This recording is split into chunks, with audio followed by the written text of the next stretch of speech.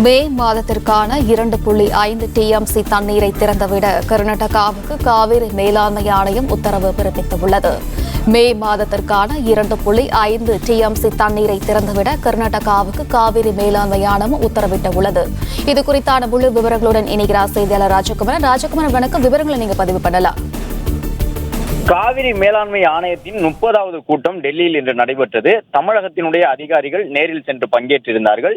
இன்று பிற்பகல் 2 மணி முதல் நடைபெற்ற இந்த காவிரி ஆணையத்தினுடைய கூட்டத்தில் தமிழகத்தில் குறுவை சாகுபடி விரைவில் தொடங்க உள்ள நிலையில் குறுவை, சம்பா உள்ளிட்ட அடுத்தடுத்த சாகுபடிகள் மற்றும் குடிநீர் தேவைகளுக்காக காவிரியிலிருந்து உரிய நீரை கர்நாடகா திறந்துவிட வேண்டும் என்று வலியுறுத்தப்பட்டது.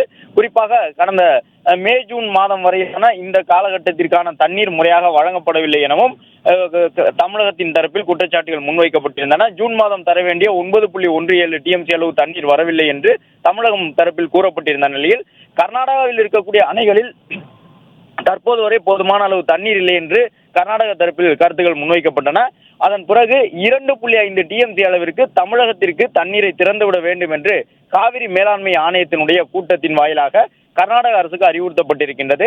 தமிழகத்தில் தற்போது மழைப்பொழிவும் ஓரளவு தொடங்கி இருக்கக்கூடிய சூழ்நிலையில் கோடை மழை அடுத்த கட்டமாக நடைபெறக்கூடிய வேளாண் பணிகளுக்காக 2.5 TMC தண்ணீரை கர்நாடகா திறந்துவிட வேண்டும் என்று காவிரி மேலாண்மை ஆணையத்தின் கூட்டத்தில் இன்று உத்தரவிடப்பட்டுள்ளது.